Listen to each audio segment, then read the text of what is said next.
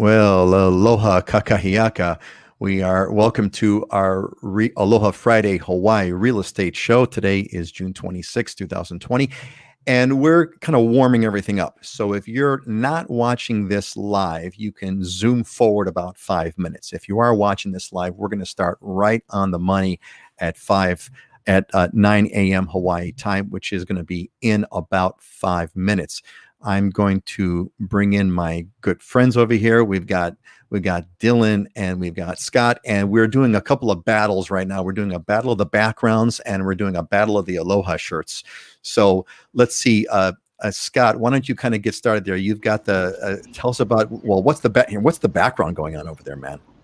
Background's Diamond Head. This is from my lanai where I live at the base of Diamond Head. So you have Diamond Head right here, and then this is Diamond Head Circle, which is one of the more prominent neighborhoods in the Diamond Head area. There was a house right up on the hillside here that we sold for about $8.5 million a couple of years ago. So good location, nice day, hardly any clouds in the sky. So nice cool breeze. I love that. I got to tell you, I love that those swaying palm trees. In fact, I don't even want to see myself here. I was going to put that back on. I love those swaying palm trees back there. You got just a classic tropical view. Loving it. And yeah, this is my sanctuary. Every night I have dinner out here. I can see the sunset right off the end there, and it's just perfect temperature, 80 degrees, and relaxing. So it's a great way to unwind at the end of the day. Boy, you're not kidding. You are not kidding. All right. So Dylan, fill us in here. What is going on? What is going on in Kona there, man? What is that kind of a background?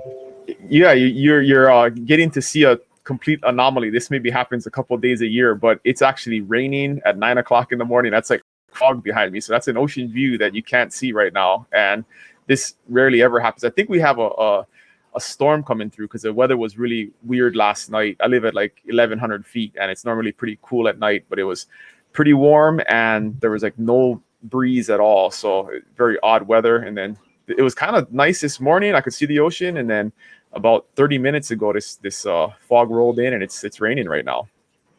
When I see that kind of a background, that foggy thing, it makes me think of kind of a primordial soup. I think about, this is maybe like what the earth was like in here. Let's show Dylan again.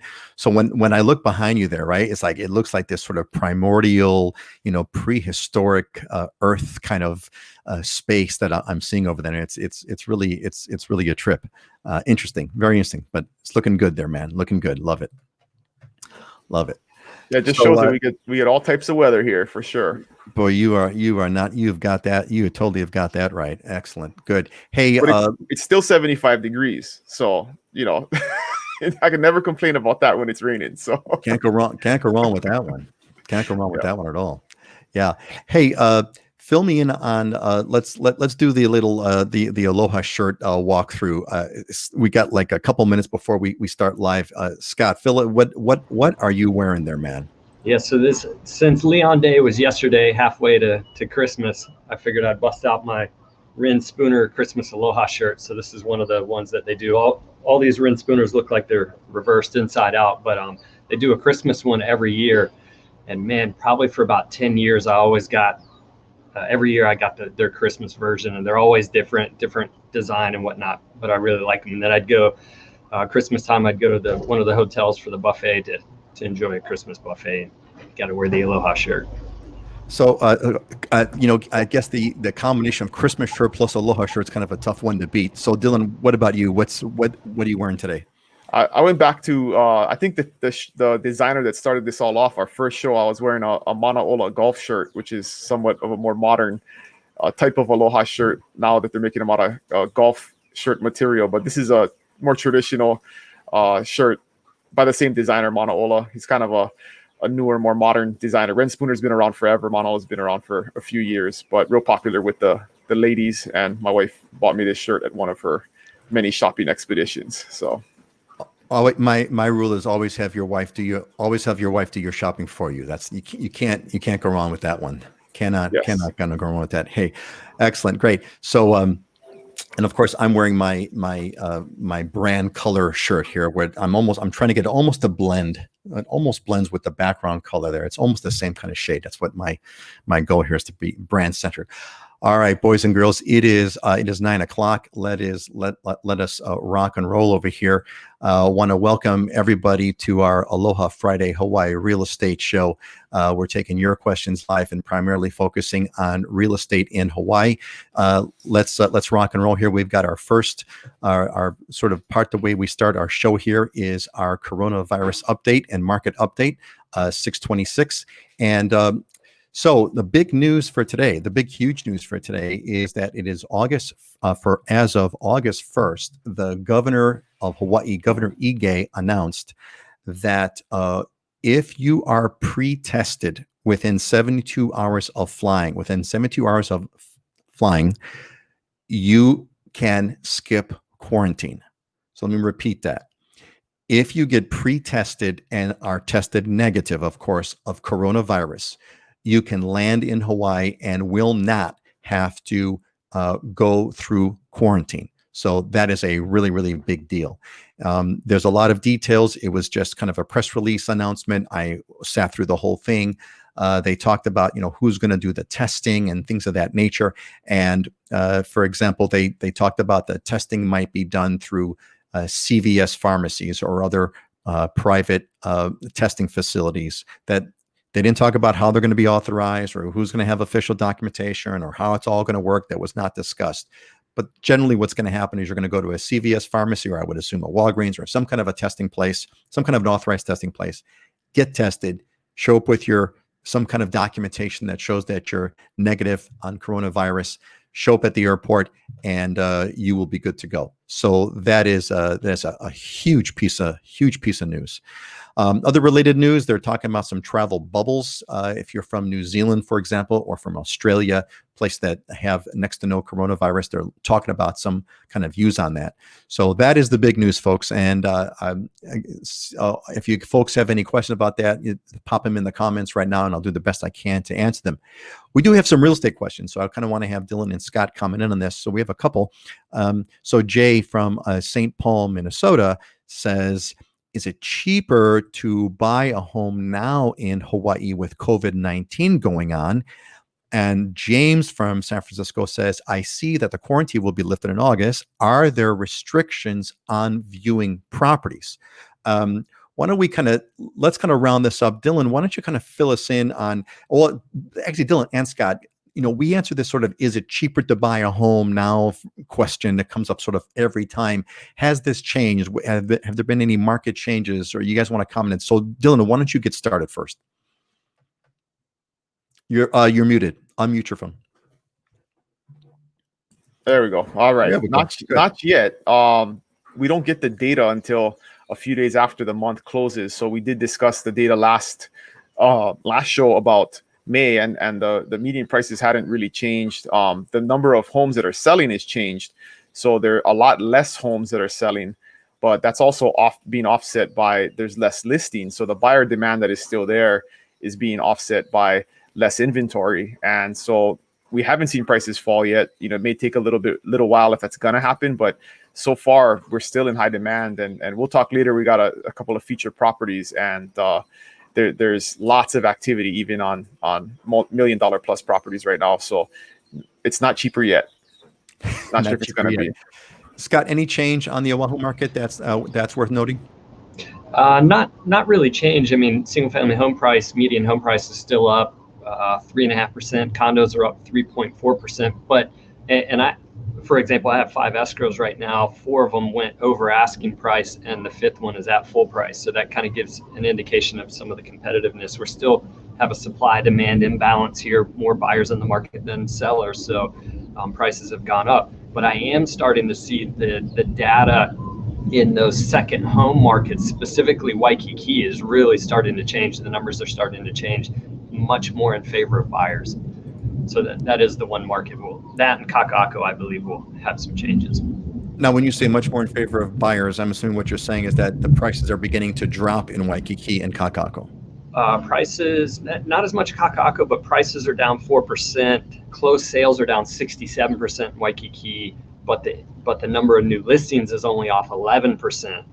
So you're seeing a lot less sales, but the inventory, and there's more inventory. There's 10% more inventory now. So inventory is starting to build, and then we'll see how the quarantine, being able to allow tourists to come back in without the quarantine will affect that marketplace. But I think it's going to drag. It's going to take a while for anything to kick back in. So I do think Waikiki is the buy opportunity coming up here, and it's here now. And you think that's because why? Because there's a lot of probably sort of vacation rentals, a lot of sort of the old Airbnb effect over here, a lot of vacation rentals that now are not being rented at all. They're losing money. I need to dump this property because I'm over leveraged on it, or who knows what the reason is. Yeah, I don't necessarily, yes, there's part of that, but I think it's more the buyer demand has stopped because you don't have the offshore buyer coming in to buy. And if somebody locally is looking to buy in Waikiki, they're looking at, hey, I've got no rental income coming in, so how can I really project what the true value of this is going to be and when that rental income is going to come back? So you're seeing less sales in that area. The workforce housing doesn't have to live down there necessarily, and a lot of them don't want to because it's very congested and heavily tourism based. So they live outside of Waikiki. So those markets outside of Waikiki should continue to perform well. Okay, got it. So that's a variety of reasons why the market in Waikiki is what it is. Interesting. Okay, so the other question that we have over here is it viewing restrictions? James says, I see the quarantine will be lifted in August. Are there still restrictions on viewing properties? That's more of an industry thing. Dylan, is there a difference? Well, let's talk about Kona first, or the Big Island, or Maui for that matter. Is there any restrictions on viewing? Like before, you couldn't even show a property. Is that changed? It did change. For the Big Island, it opened up June 1. Each county is handling that separately. So you got to check with the county that you're going to. But on the Big Island in particular, June 1, showings and open houses could start again. So we do take precautions. Obviously, we wear a mask. We hand sanitize. We try not to touch anything. Don't open cabinets and touch doors. So a lot of times listing agents will go to a property prior and open stuff up and make it easy so we don't have to. We can minimize the touching of surfaces and things like that. Leaving your shoes on, which is a weird thing in Hawaii, but that also is recommended. So you're not, your feet aren't touching the ground in the home. So there are some things and precautions that we are taking, but definitely you can see property now, as long as you're beyond your 14-day quarantine, or if this changes in August where you can bypass it, we should be good to go to show property. Scott, is there anything different going on Oahu that Dylan has mentioned that is different? Very similar. First of all, we leave your shoes on in Hawaii. It's like, oh my God, you got to be kidding. That's how you know things are messed up. Yeah, that's a hard one to do. We're actually even doing open houses now at this point, but they're very limited, limited number of people coming through at a time. Like Dylan said, masks, gloves if you can. We have sanitizing wipes. One of the practices I've been having with buyers is, hey, drive your own car. I'll drive my own car, so we're not commingling within the same car, and we'll meet at the location. That way, minimize it for everybody, the exposure. Right. The old drive me around to look at homes is kind of out the window, at least for a little while, right? Yeah. So, one thing that we had talked about offline would be, I'd like to get some feedback from the folks that are watching. Is that, knowing that you can get pre-tested and come over to Hawaii starting August 1st without having to wait in quarantine, is that affecting your plans? Is that something that you'd be interested in? Are there, I know you guys both have told me that we have a whole bunch of people that have been sort of chomping on the bit to get over here and start looking at these properties. And I'd like to get some feedback from you folks. Is this changing is this August 1st thing affecting what you're doing? Are you planning on coming over? Is there something that we can help you with to kind of get yourself arranged? That'd be kind of something I'd like to put out to everybody. All right, let's move on to our next little topic over here, and that is, do want to let you all know a quick update. A couple of weeks ago, if you're an avid fan of the show, I did say we were going to have a Maui person on the show this week. We're still auditioning. We have not found just the right person that we want to join us. Of course, we have experts available, both Dylan and Scott and myself. We have people that can assist in terms of professionals, the best professionals on Maui and Kauai. We're just looking for the right person to come on camera and make this an enjoyable experience. So just want to give you all a quick update on that. We won't be talking too much about Maui specific stuff because we don't have our Maui person yet. All right, let's move on over here. So this is one that a couple of shows ago this was for Dylan a couple of shows ago, and we had some technical difficulties, and he got all pixelated, and I really wanted to give Dylan a chance because I thought this was a really good one. So this is from Michael in Maple Grove, Minnesota, and he says, Dylan, what can I get for $500K on the Big Island? We travel to Hapuna almost every year. Our priority is always a good swimming beach. Can we get something decent for $500K that would be walking distance to a good swimming beach? Also, Hilo side is obviously significantly less expensive than Kona, but are there any hidden spots there that are close to good swimming beaches that you can get for less than on the Kona side? Thank you. Dylan, take it away. All right, we'll take Kona first. For a home, the answer is pretty much no. You can definitely get a very nice condo for $500,000 or less that is going to be walking distance to a good swimming beach. Hapuna in general doesn't really have there's some really high-end multi-million-dollar properties and condos nearby, but in general, there isn't any regular residential property near Hapuna. You do have to drive. Waikoloa Village is the largest and closest residential area, and you definitely can get a home in Waikoloa Village for around $500,000, and there's a lot of nice condo options there and in the Waikoloa resort areas around that price point. So there definitely are options. Walking distance to Hapuna is a little bit harder, but definitely the Kona side has better beaches than the east side, mainly because it's just an older side of the island. That's why the north west side of the island has the beautiful beaches like Hapuna, because the lava flows happened longer ago, and those volcanoes are extinct, and so there's more erosion. It's kind of geology. But on the east side, it's a younger side of the island, so you don't have as many sandy, nice beaches on the east side. There's a couple, but again, because it's nice and close, the real estate nearby is pretty high priced, even though it is on the east side. Great. So that's the one nice thing about the Kona side. You do have some, gorgeous beaches. Rocky. It's more like rocky black lava rock sort of. That's the thing. Beaches. Yeah, that's the thing. You can definitely get property in close proximity to the ocean, but it's a 15-foot rocky cliff with very rough water. So it doesn't really do you any good, because even the best watermen don't get in the water in those types of places. And the prices reflect that. Yeah, I would definitely say this. Guys, is there anything you want to chime in on this one real quick? On the Oahu side? No, just to chime in on what is there anything you want to add to what Dylan said as far as the Big Island east side and the Kona side? No, I mean, he hit the nail on the head. He nailed it. And all right, we're all on that other side. Yeah. Yeah. Fair enough. Good. All right. Let's move on to our let's get on to our next one. And by the way, you saw the comments. It looks like Rob is saying that he's coming here in November. So yeah, definitely there's a requirement to be tested. You're going to want to beat that for sure. And then Mark, August and September, man, that's the time that is the time. All right, we got one here for you, Scott, and it's a combo. In fact, we get kind of hit between both you guys on it, but here it is, because this comes up a lot, and so there's a great time to answer it. So Jason from Knoxville says, what can I expect to get for $200K for a condo on each island? What amenities, age, condition to look for? What neighborhoods to check out? And then the follow-on is George from Bristol. And more on the Big Island, he says, I have about $250K to spend on a house. It seems like the Big Island is my only affordable island.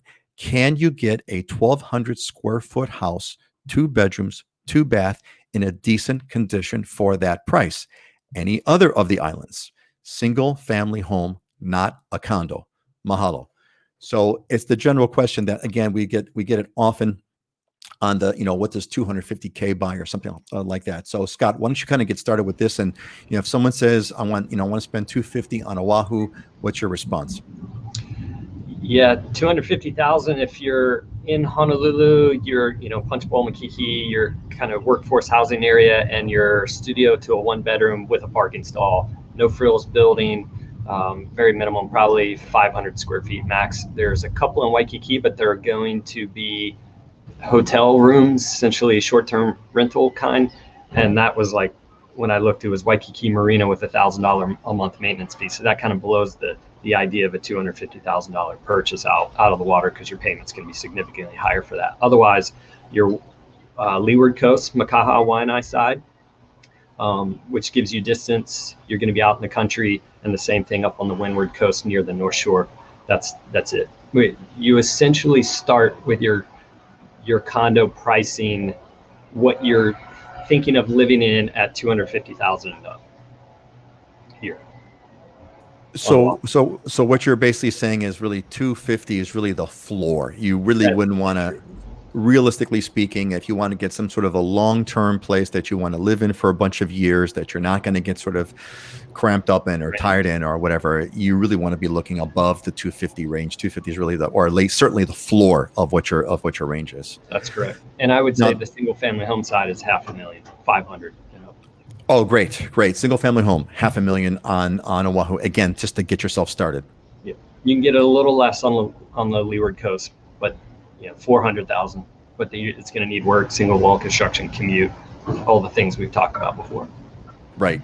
It's the good old supply and demand kind of feature.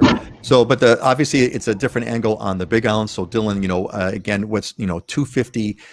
I want to spend 250, get a single family home, 2-bedroom, 2-bath is what he's saying, 1,200 square foot home. What's that market looking like on the Big Island? Where would you, is that a possibility?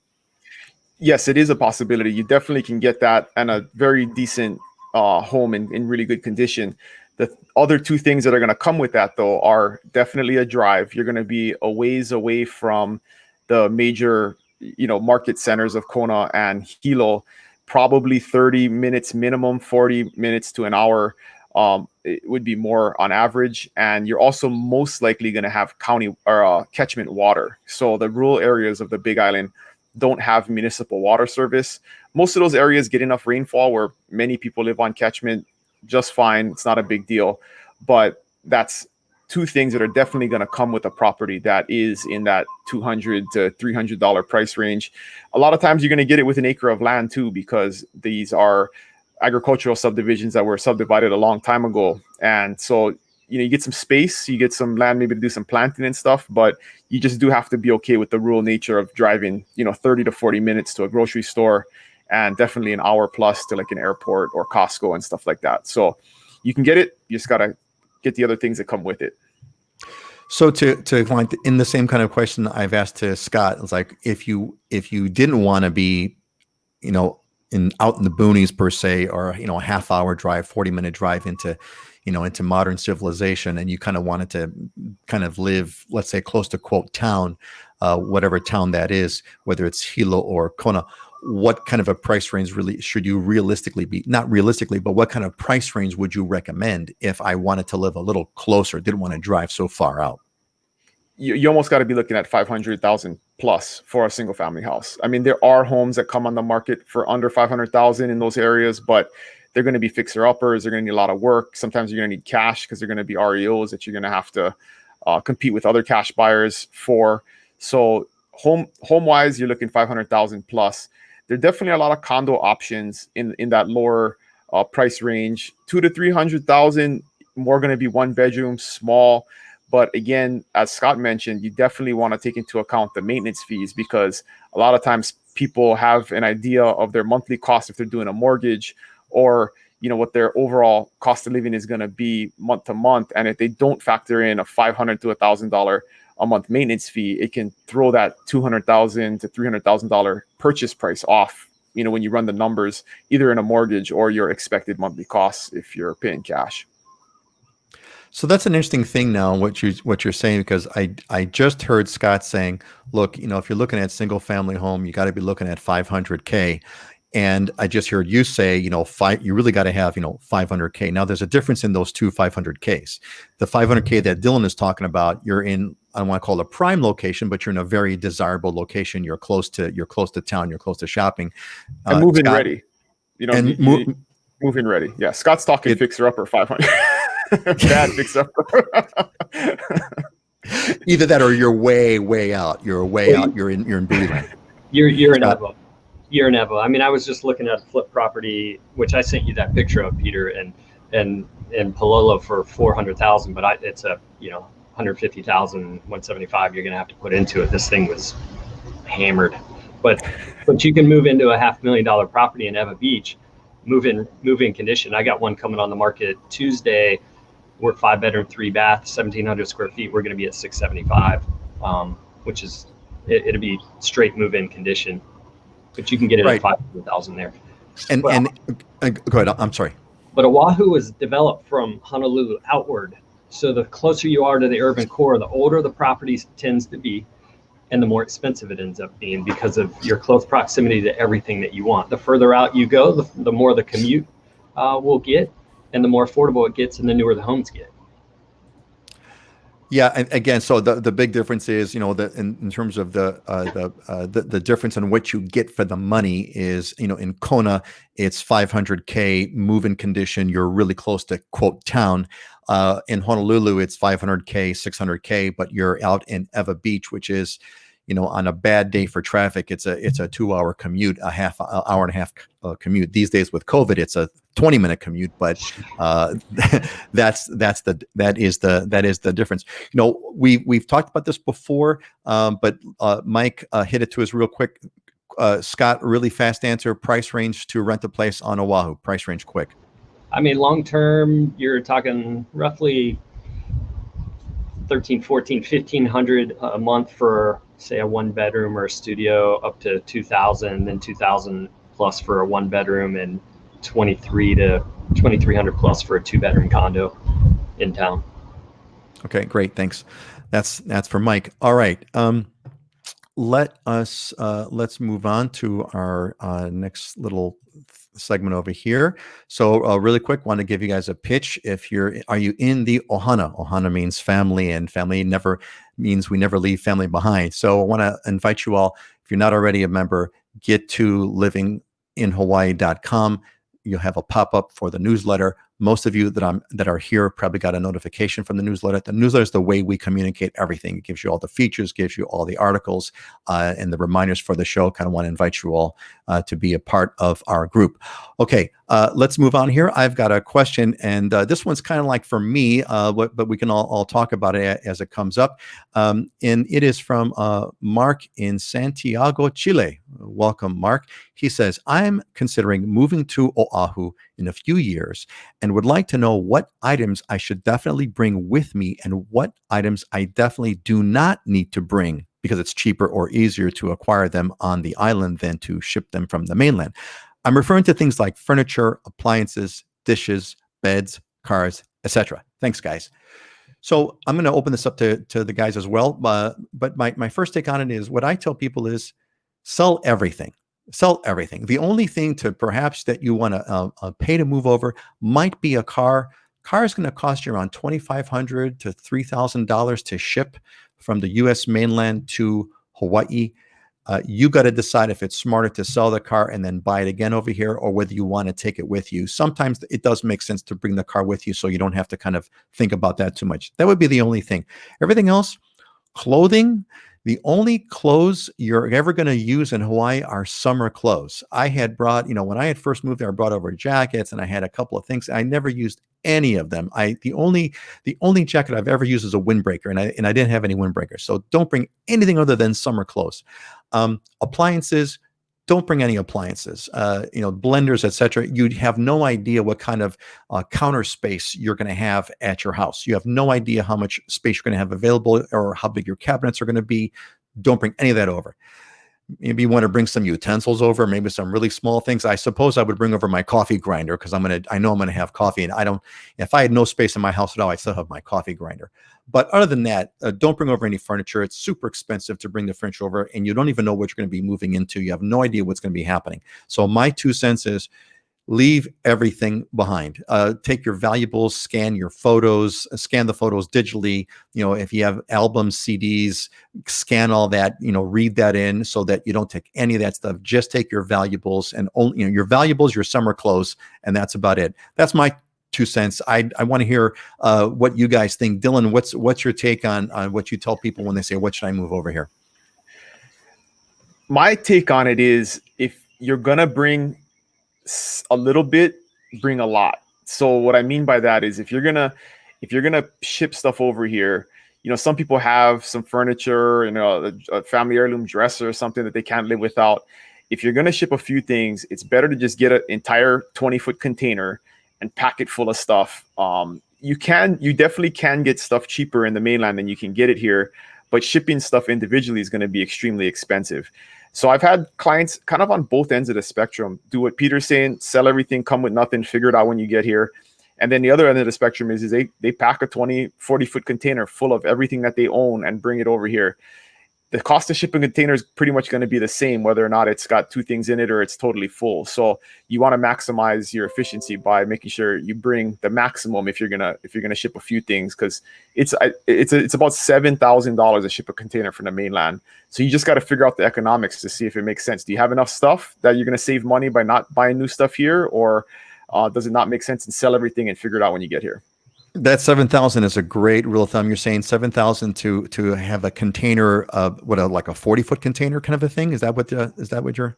That's a 20-foot container, I believe. 20-foot container. Yeah. 20-foot container, $7,000. I'm assuming ship it out of California. Is that what what the cost is?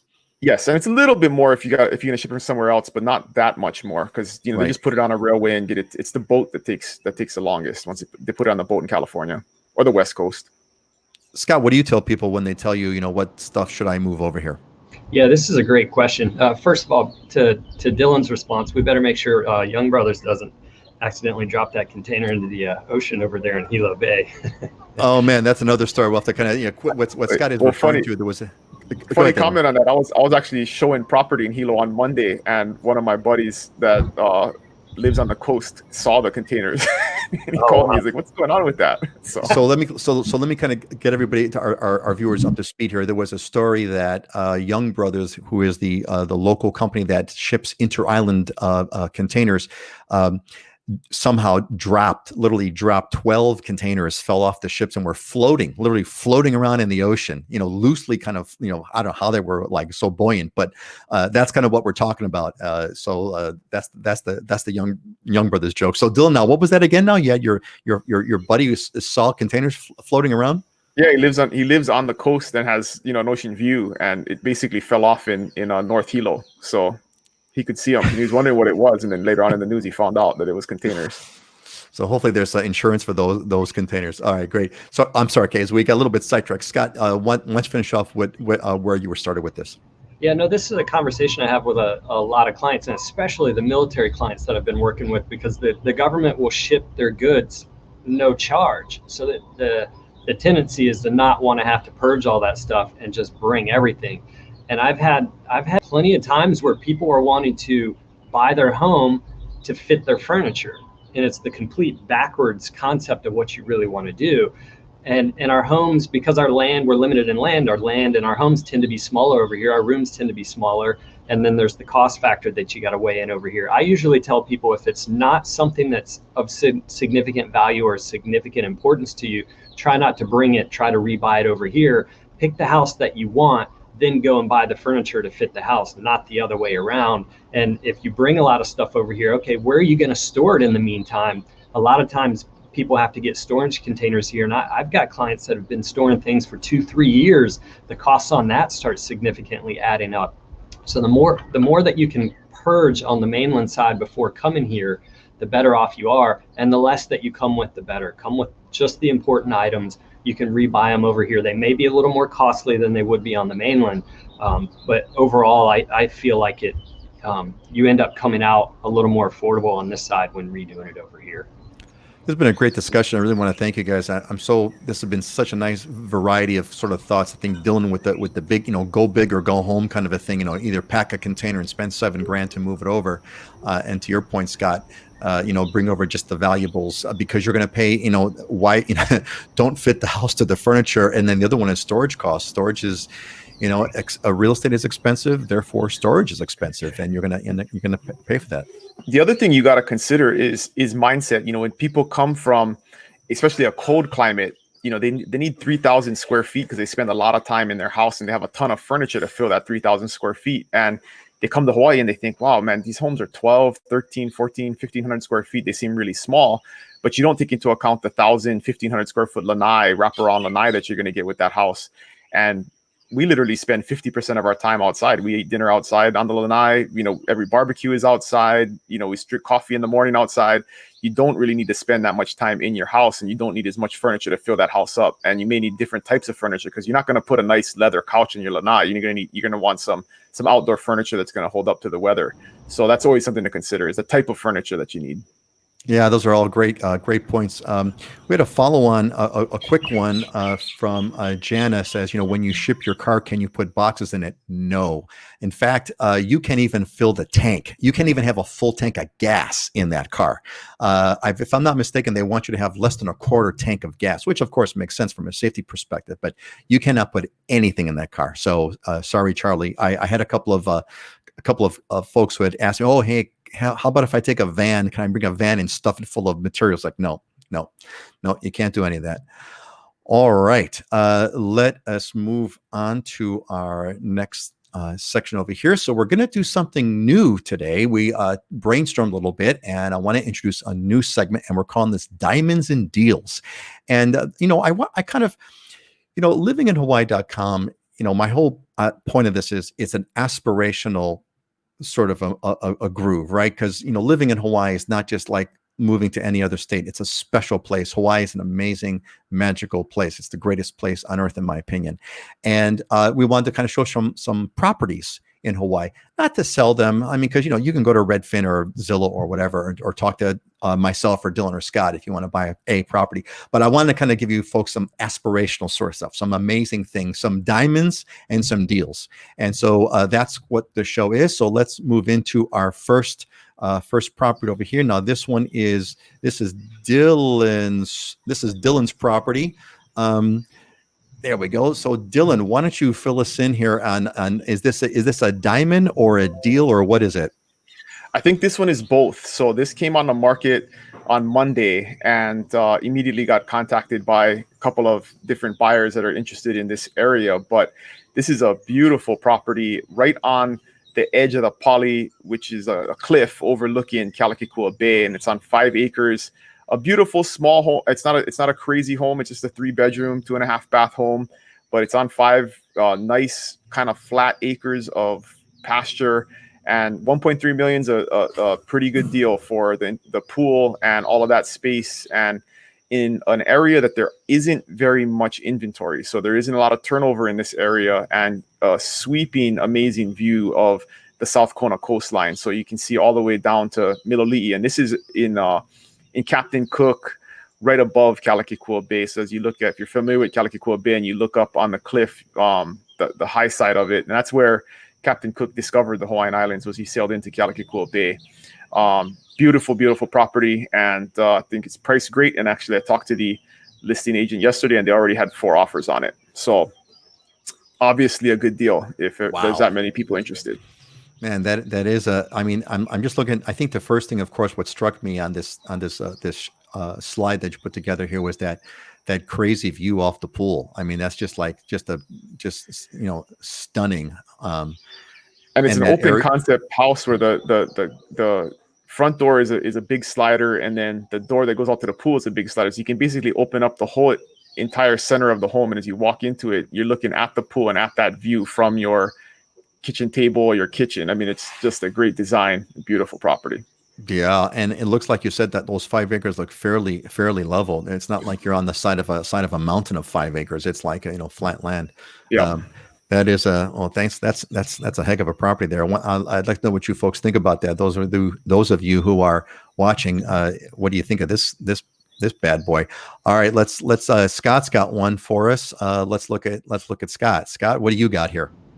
Yeah, so this is a condo in Waiea, which is in Ward Village. This was actually the first tower that the Ward Village development did, Howard Hughes did, and it's right across the street from Ala Moana Beach Park, so walkability to the beach park. Then they're developing that whole Kaka'ako Ward Village area out, so everything's going to be more pedestrian based will be, and they're even talking about making walkways over Ala Moana Boulevard there to be able to walk over to the beach park eventually.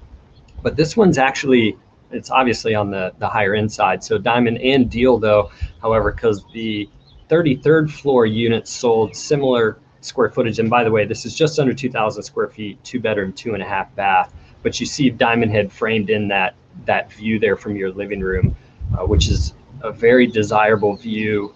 Diamond Head views are significantly desirable to the Japanese buyer, more so than the sunset views. And it's interesting, when you get on the sunset side of a building, you get that late afternoon sun. Now, you get the sunsets, but you end up getting the pounding heat a lot of times. So a lot of people prefer this view more so. I want to hold you on. That I want to catch that thought for just a moment. That's a big one that a lot of people, you don't really realize until you've actually moved into a house, for example. But the Diamond Head facing views, you're facing the morning sunrise, and so you catch the morning sun. But afternoon and the sunset is nice and cool because you're facing sunrise. Whereas if you get a sunset facing property, you have a cool morning. But man, that afternoon sun really kind of boils in, and that for some reason it's hotter on the sunset side than it's hotter on the sunset side than it is hotter on the morning sunrise side. I don't exactly know why, but that's actually an important distinction.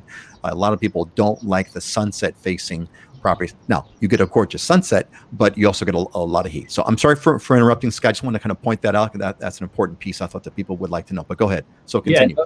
And most people don't realize it, but when you get that late afternoon heat and sun, you don't want to open your windows. You want to close them off and turn the air conditioning on, which kind of partly defeats the purpose of why you're coming here to be in Hawaii. You want the fresh, clean air, the nice breezes, and you want to open your windows up and enjoy those breezes coming in. So that early morning side is actually a more preferred side for most people.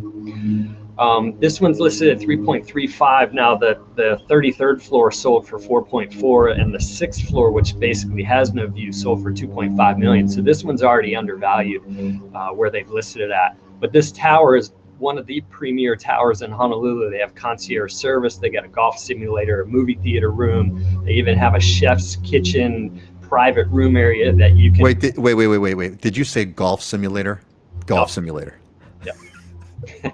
Valet parking. It's got everything. Infinity pool, but you can. One of the nicer features is you can have a lot of friends over, reserve this kind of private area that has a chef kitchen. Hire a chef to come in and cook and do basically a catered dinner for you and your guest right there in the private room portion with the views and whatnot. So you get a lot of amenities with this one. Man, I got to tell you what's so cool about these two, and both of them are certainly aspirational properties. This is like, wow, valet, golf simulator, etc. It's the classic. What I love about these two, it's a classic sort of contrast between sort of a country home and a city home. They're both stunning. They're both amazing. I mean, look at that pool view that you've got there, Scott. And we saw Dylan's pool view on 5 acres. So you have one in the country, 5 acres overlooking a stunning view, and you've got this one, high, your classic urban high-rise, amazing Hawaii home. Scott, why did you pick this one out of all the properties that you've seen? What made you kind of pull this one out? What is it about it that you like the most? It's undervalued for one. I mean, the list price on it, or the sale price, should be above this, and it's just a really dynamite property that they put together here in Honolulu. Unique architecture, a lot of really nice amenities, great views. Some of the top of the line finishes on the interior of the property. So it's a quality property, but it is at a value. Yeah, cool, man. Awesome. All right. Thanks, guys. Folks, I'd love to get some feedback from you on the Diamonds and Deals segment. Did you like this? Should we continue with aspirational properties, things that are like this, that kind of help us to kind of, set our sights higher? I'd like to get your folks' feedback on that. Or if there's something else that you'd like to see, if you want to see, dumpster deals, something like that, just came up with that now. But love to get your folks' feedback on what you all think.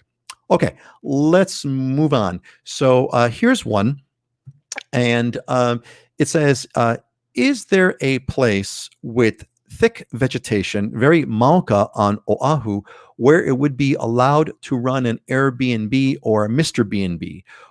where there would be a good pool or space for a pool where the town would find it okay for LGBT visitors to stay. I need to live on Oahu if I move to Hawaii because I need bi-weekly maintenance treatment for blood cancer. Actually, I would prefer the island of Hawaii, but from what I have read, the hospitals there do not have specialists. So let's take this as a sort of a two-part kind of a question. First, Scott, can you hit this one first? Looking for Airbnb Mauka on the Mauka. When Rob here Lopaka is saying Mauka in Hawaiian is mountain. So I'm assuming that, Rob, you're talking about a mountain sort of a place. So Scott, how would you respond if Lopaka here is looking for an Airbnb or Mr. B&B place on Oahu in the mountains? Yeah, I mean, if he's pretty much referring to a single family home, and the single family home side is going to be either residential or ag zoning, country zoning, and none of those fit the Airbnb bill at this point. It's basically resort zoned, and it's been the Airbnb portion or vacation home rental portion is restricted more or less to resort zoned, which is going to be condo in Waikiki or on one of the resort properties such as Turtle Bay, Ko'olina. And even then, there's some restrictions the association had put in. So you get into the residential areas, they're not allowed. You can do the ADU, which is an accessory dwelling unit, but then your minimum 6-month rental on that portion. Or if you are in residential, it's minimum 30-day rentals. Unless you can find an already existing bed and breakfast with the license that they've been carrying since like 1980. Something, I can't remember the exact year, but they cut off that date way back then, and they had to carry that license all the way through, and there's only like 3 or 4 of them that I know of, and they never come on the market. So really that whole the Airbnb question on Oahu is fraught with landmines. Now, we've touched about this topic earlier. It's fraught with landmines. I think I recall the example you gave a while ago was the Ala Moana Hotel. There's even the Ala Moana Hotel says you can only do vacation rentals, but the county laws say you can't do vacation rentals. So there's like almost a conflict going on. So it's a mess. Now, Rob here gave his reason for Oahu because of his medical treatments, and I'm sorry to hear about that, Rob. I wish you well. Keep you in my prayers. Dylan, let's just kind of hit the medical issues aside, or maybe if you want to talk about that too. If someone was looking for like an Airbnb along the lines of what Rob was talking about, Airbnb sort of place in the mountains on the Big Island, what would be your response? Well, the Big Island vacation rental bill is a little bit different, and you may be able to figure it out. You would have to do a hosted rental, though. So you would either have to live in the property and then rent out portions of it, or have a caretaker live on it and rent out portions of it, whether it be just bedrooms or maybe you have an upstairs, downstairs type situation. So if you're looking at mountain living, you're definitely better off looking probably on Maui or the Big Island, because Oahu doesn't have as many high elevation type communities, unless you're just looking to be up the ridge a little bit. But still the elevation isn't as high as you get on the Big Island. So there definitely could be some options depending on your situation. You just do want to be careful about it, because there are landmines all over the place with short-term rentals, and you do want some very informed expert advice before you make a decision on a property. So actually, I'm going to kind of blend this one to like a second half of this. They're somewhat related. This is for the Big Island. This is James from San Francisco, and he says, my wife and I are looking for a rental to purchase on the Big Island. I see there are many units going up for rent in Kona. Is it possible to approach the owners to offer to purchase the unit? So Dylan, if James was going to hire you to kind of help him find a rental unit, kind of how would you respond to this? How would you go about that for him? Well, if you're looking for vacation rental type unit, there's a lot on the market right now because people are not renting their units and they're sitting empty. So there is a lot of inventory, and the sales for condos are down over 65%. So there is some inventory available if you're looking to buy a rental right now. I think it's probably a good time because you can find some deals where sellers may sell for less than they would have before, given the current situation. And even with everything changing, I don't expect short-term renters to return in droves. It's going to take months for the level of visitors to go up to what it was prior to the lockdown. But in terms of contacting owners. If there is a specific complex and a specific maybe building in that complex that you are really interested in, we can pull the taxpayer records, and there's a mailing address attached to that. And I have in the past mailed to all of, maybe there's 25 units that fit the bill that you would want to purchase, and I can mail them all a letter asking them if they are interested in selling. And sometimes you get a response and get lucky.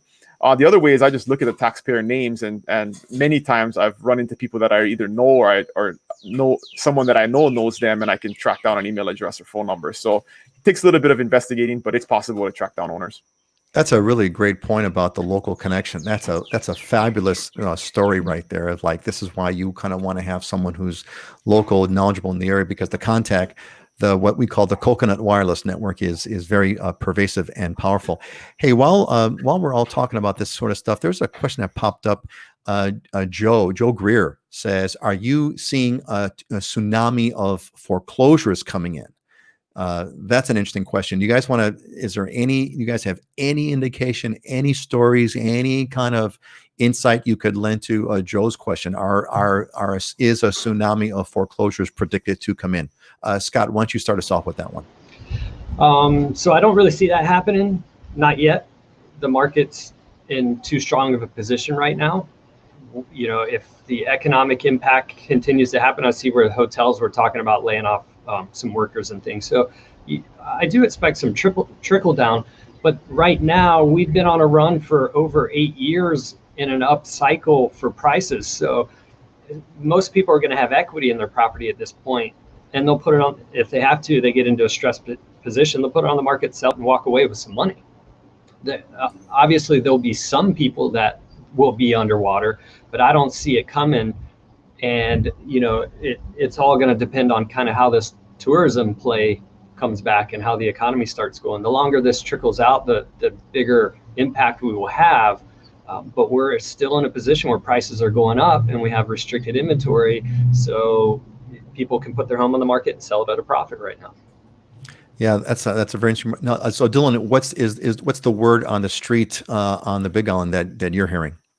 So I always add the context. I agree with Scott. I don't see that coming. And the main reason is this economic turmoil that we're in, or downturn that we're in right now, is very different than the housing bubble crisis that we saw in 2007 and 2008. And the main reason for that was there's been a lot of federal laws put into place to protect the market from what had happened 10 years ago. And in that crisis, where people who shouldn't be buying homes were buying homes that were overpriced and getting themselves overextended in really bad situations. And I use myself as an example. I was, I think 23 or 24 when I bought my first house. I was in college on the GI Bill, didn't have any type of savings. My wife, we weren't married yet. She was a teacher for like 6 months, and we got a mortgage to buy a house. We had no business buying a house. This was like in 2005, but we could because of the way the lending laws were back then.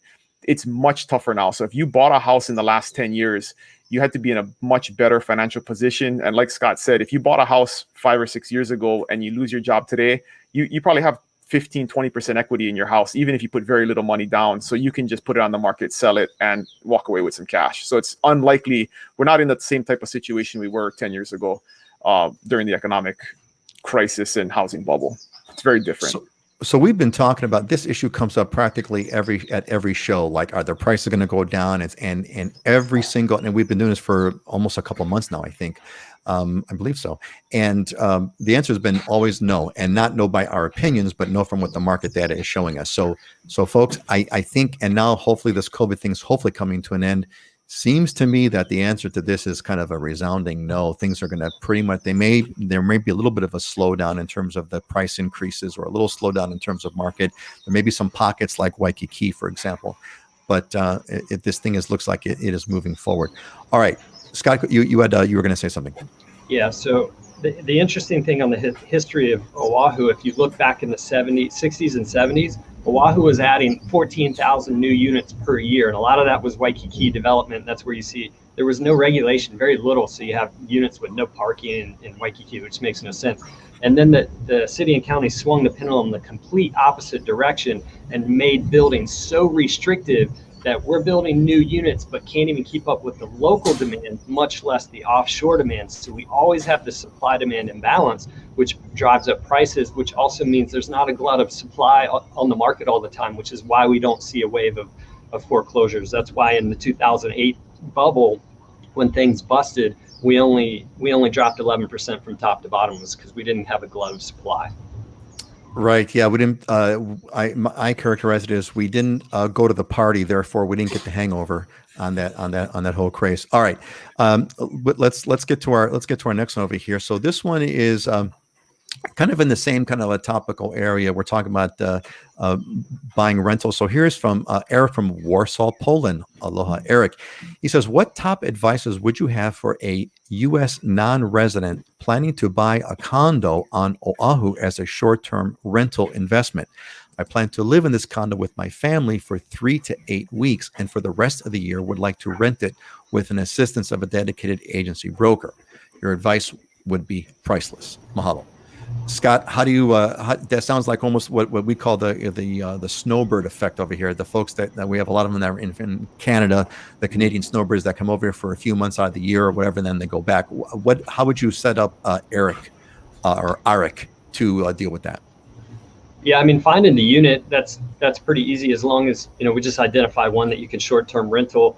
And in fact, I would actually even recommend in this situation, you don't need to go to the short-term rental only standpoint. You can do 30-day increments and still generate good income and good occupancy rates and whatnot, and have it covered and rented out for you, or even minimum 6 months. You just block off that time. I think that the more important thing to protect the asset, protect the investment, is you're going to need to interview property managers and make sure you get the right property manager that you're going to work with, because they're going to be the eyes and ears for you here in maintaining and making sure everything runs smooth. Because if you're out of the country and things don't go right, you have to fire that person, or something goes wrong, you're half a world away having to deal with that, and that could become a headache real quick. So finding the right property manager is the more important part, which is what we can help with.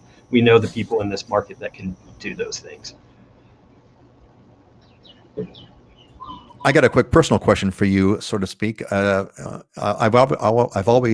haven't done this, but I've always thought about, what about those properties that have this hotel pool, where the property is like a hotel, operates like a hotel, but there's sort of condo units in it, and you have a unit, and you put the unit in the hotel pool or the rental pool, and the property kind of takes care of it for you, and then you pull it sort of out of the hotel pool or the rental pool, and you move into it. So that is sort of a built-in feature of that building. What do the numbers look like on those? Are those financially viable? Do those make sense? Is that some kind of a recommendation that you would have? Well, you bring up an interesting question, and the question is how much, what kind of return do you need on this thing, and how much involvement do you want to have? You want to put it in a hotel rental pool like that, set it on autopilot and forget it? Your returns are very minimal. You're not even hitting 3% on your, if you paid cash, you're not even getting a 3% return. And they You're take paying for it. 50% of the income coming in. They handle all the marketing, everything, the maid service, the whole 9 yards. It's set it and forget it.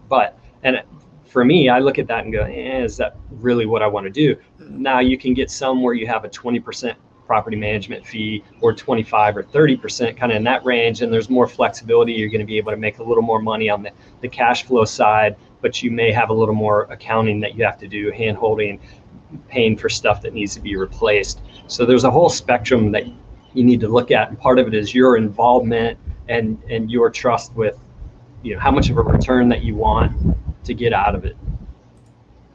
Yeah, great. Dylan, is there anything that's different about this setup? Kind of again, this sort of snowbird approach. I'm gonna come and hang out there for a month or two, and then rent it back out for the rest of the year. Is there a different kind of a recommendation you would have on the Big Island? No, same. I mean, Scott hit the nail on the head, and it's really, what are your objectives financially? Because some people, breaking even is just fine if they have a place to stay for 3 to 8 weeks a year for pretty much free, and they'll make appreciation in the property value over time. So if they're not cash flowing it on a month-to-month or yearly basis, they just want to break even, have pay the taxes, pay the maintenance fees, pay the mortgage, and be okay, then that works. But it just depends on what your financial goals are with the property. Excellent. Hey, we got about 6 minutes left. I wanted to kind of try to hit a couple of these. We have a couple of shout outs and a couple of questions over here. I want to get thanks to a shout out to Teresa for giving us there. Good to see you. Get to see you guys there. We're looking forward to seeing you guys. I'm sure you guys will be coming over to see us soon. We're looking forward to all that. And we have Dylan. Your Hanai auntie over here. Joyce is here with us. So, hey Joyce, thanks for answering the question about the and reconfirming the not even an owner's manual in the car, only allowed license plates. How's that for that's a good one.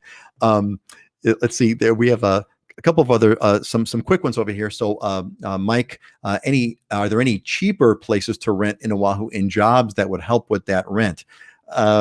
There's always cheaper, but there's a price that you're going to pay. Scott, I mean, really quick. Is there anything, how would you say, look, if there's cheaper, what's your quick answer? Yeah, I actually just had someone who's going to be working out in Kapolei, and they ended up renting at Makaha Valley Plantation out in Makaha for $1,100, $1,200 a month on a 2-bedroom. So they're able to accomplish that. And then the trade-off factor, luckily they're working in Kapolei, but that's still the commute. And then you're out in the distance on the countryside. So there is cheaper, but there's always a price to pay is the quick answer. Rob Hankey says, where is the best place to look for retirement? I don't think that's a fast question. I think it depends. I mean, we had touched upon this earlier. Healthcare. Dylan, what's the situation with healthcare availability on the Big Island? Oahu's got like the big hospitals, and I know I have friends that live in Hilo, who have to fly to Oahu twice a month for treatments. What's the status of the healthcare issue on the Big Island? Healthcare, like everything else, is a supply and demand issue, right? And to have really specialized doctors and the equipment that it takes to give that care, you have to have enough demand for it to use it and to pay for it. And in most cases on these less populated islands, we only have 180,000 people on the Big Island. It might be 190,000. We'll find out at the next census. But the population base isn't large enough. So if you go to any small town in America, you're not going to have the same type of facilities as you will in a big city. So that's basically what you face when you're on a neighbor island is, you go to any population that's 200,000 or less, and we're going to have similar healthcare. Our healthcare is very good. Our hospitals are very good if you need emergency care. But if you need any type of specialized care, you do need to go to Oahu. Yeah, and most health insurers pay for that. If you have good health insurance, they pay for your travel to Oahu and your hotel room and things like that. So yes, is it a pain? But if you're in a rural area in America somewhere else, you're still going to drive 2 or 3 hours to get to a city and get that care. So it's pretty similar, only get to ride a plane. Great. That's a great response. So basically it's similar to any other sort of rural area in America. You're going to have that same healthcare dilemma that you have to deal with that you don't have. Great. Here's let's see. We got one here. Oh yeah. From Karamia. Is Eva Beach a nice area if you don't need to commute? Quick answer, Scott. We're about to run out on time. Quick answer. I actually think this is a great place for retirement. You got 8 golf courses in the area. You got the new mall. You've got access to Kapolei. If you don't have to really leave that area, you got new home construction, master plan communities, and a lot of things at your fingertips. So the commute's a big factor, and if you don't have a commute, that's not a bad way to go.